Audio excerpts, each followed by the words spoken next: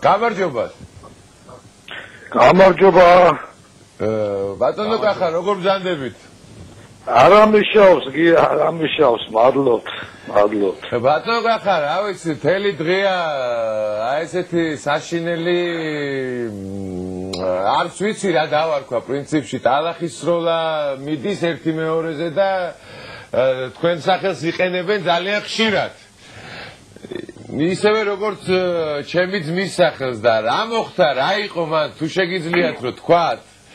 ბატონო გია, მე პირველ რიგში მოგესალმებით თქვენას და ყველა ტელემაყურებელს ვინც გიყურებთ.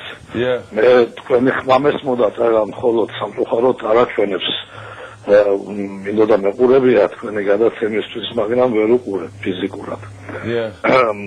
ეს არ არის მთავარი სხვა რამ არის. პირველი ვერ გავიგე საერთოდ რამ გამოიწვია ესეთი საშინელი რაღაც რეაქცია და რატომ მოხდა ამ შეხვედრაზე ესეთი ეს გასაგებია ალბათ რაღაც პოლიტიკური ქულების ჩასაწერად და თქვენი ძმის და დათოს აწინააღმდეგოდ. ეს ერთი მომენტია. ეხლა იმდენი ტალახი სროლა, იმდენი სიბინძურე, რაც მე მოვისმინე, სიმართლე გითხრა, გამიგია ბევრი რამ, მაგრამ ამდენი სიბინძურე ერთად მართლა არ მომისმენია არასდროს თითქმის ცხოვრებაში. ამდენი ტყუილი, ამდენი ცილისწამება. ბატონი თემური საუბრობდა რა მე მივესალმე ბატონ თემურს. ესეთ რა მართლაც საკმაოზე მეტი ინფორმაციები გამაჩნია, მაგრამ მე ახლა არ ვცდილობ და არ მინდა რომ რაღაცე თავი ვიმართლო, არაფერი არ მაქვს მე არავისთან თავის სამართლებელი.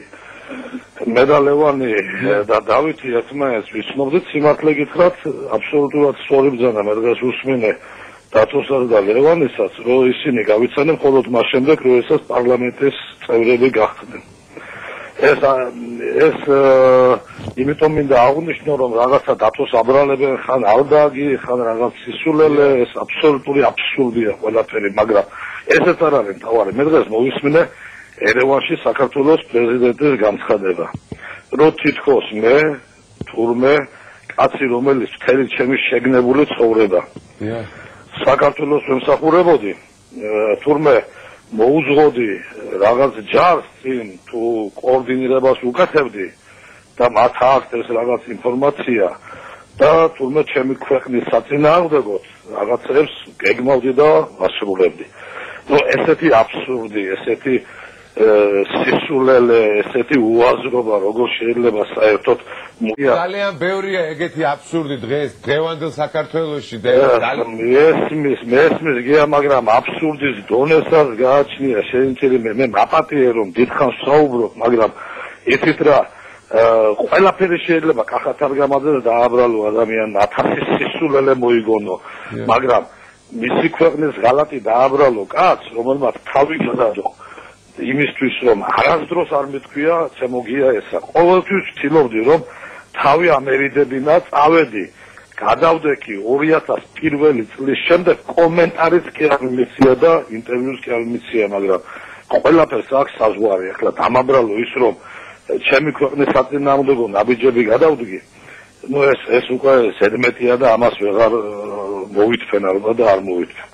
ეხლა რაც შეეხება იმას თუ საერთოდ რატო წამოვედი საქართველოსდან, გავხდი რუსეთის მოქალაქე. ერთი დღე მოვისმინე კიდევ მეორე აბსურდი, მთავარი რომ თითქოს რუსეთის спецსამსახურების თანამშრომელი ვყოფილვარ. ერთი წამი, ერთი წუთი არ მიმუშავია არც სახელმწიფო სამსახურში, რაც წამოვედი თანამდებობიდან არც სურვილი არ მქონია და მით უმეტეს რუსეთში რატო უნდა მემუშავა რომელიმე спецსამსახურში. კიდევ უფრო მეც გეტყვით. მით უმეტეს რომ დარწმუნებული ვიყავი რომ ამ ხელისუფლების პირობებში მოხდებოდა სიტუაციის დაძაბვა და შემდა სამწუხაროდ ვიცინასწარმეტყველი რომ შეიძლება სამძულო მოხმარებები დაწყებულიყო. ეხლა რატო ვიცინასწარმეტყველა მე ესეც მინდა ქართველმა მოსახლეობამ იცოდეს. ეს შემთხვევით არ იყო. ეს ამბები უნდა მოხდარიყო 2001 წლებში რუსეთ-საქართველოს დაპირისპირება.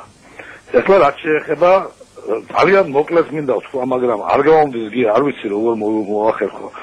რაც შეეხება პანკისის ხეობის შექმნას, თუმცა მე შემექმნია პანკისის ხეობის ანკლავი, ალბათ რუსეთ-ჩეჩნეთის ომით ჩემი დაწყებული იქნება, ალბათ ამასაც დავამბრალებენ. პანკისის ანკლავში გია მე ისეთივე მონაწილეობა მაქვს მიღებული, როგორც თქვენ, მე არ მინდა თავის მართლება დავიწყო, არ მინდა არაფერი ამის შესახებ. მე დოკუმენტალური მასალა გამაჩნია აბსოლუტურად ყველაფერს. ეს იყო ჩემთვის ყველაზე დიდი დარტყმა პანკისის ხეობა, მაგრამ ეს იყო ის გარდაუვალი სამწუხარო საქართველოსთვის აუცილებლობა, უბედურება, რომელიც ჩვენ დაგუმართა რუსეთ-ჩეჩნეთის ომმა. რომ ეს ხალხი ჩვენ ვერაფრით ალბათ მე ჯერ ეს ერთი მაშინ უნდა იცოდეს ყველამ, რომ საზღვრის დაცვა ჩემი ფუნქცია არ იყო და შინაგან საქმეთა სამინისტროში არ შემოდიოდა. ეს ხალხი საზღვარზე გადმოდიოდნენ, მე არავის არაფერს არ ვაბრალებ, ჰუმანიტარული, ნორმალური სახელმწიფოს პირობებში ვერავითარ შემთხვევაში ამ ხალხს ვერავინ ვერ შეაჩერებდა. რა თქმა უნდა, მშვიდობიან მოსახლეობასთან ერთად, ქალებთან და ბავშვებთან ერთად გადმოდიოდნენ ის მებრძოლები მაშინ წოდებული, რომელსაც შემდგომ 2001 წლის 11 სექტემბრის შემდგომ უწოდეს მხოლოდ ბოევიკები, სხვა შორის სოფლიოს ყველა ქვეყანაში გარდა რუსეთის.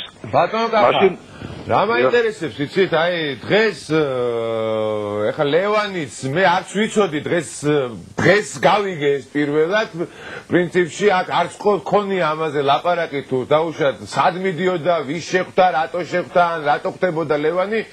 მაინტერესებს რა ლაპარაკი ქონდათ ისეთი და თუ შეიძლება ამის გამოტანა საჯაროდ საერთოდ. აი ეხლა გია დაახლოებით მე ყველაზე მთავარ საკითხებს ვეხები, მე მინდოდა რომ ლევანსაც და დათოსაც საერთოდ ცოდნოდა რა პროცესები ვითარდებოდა, რომ არ გამიორდეს კიდევ ანალოგიური, თუმცა გამიორდა უკვე.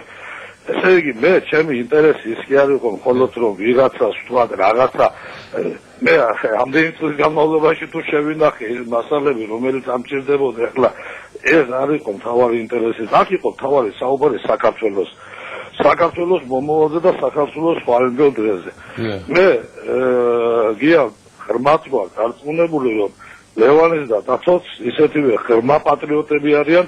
ეხლა ცოტა ზერმეტი მომდის, როგორც შეიძლება მე ჩემი თავი წარმომიდგენია.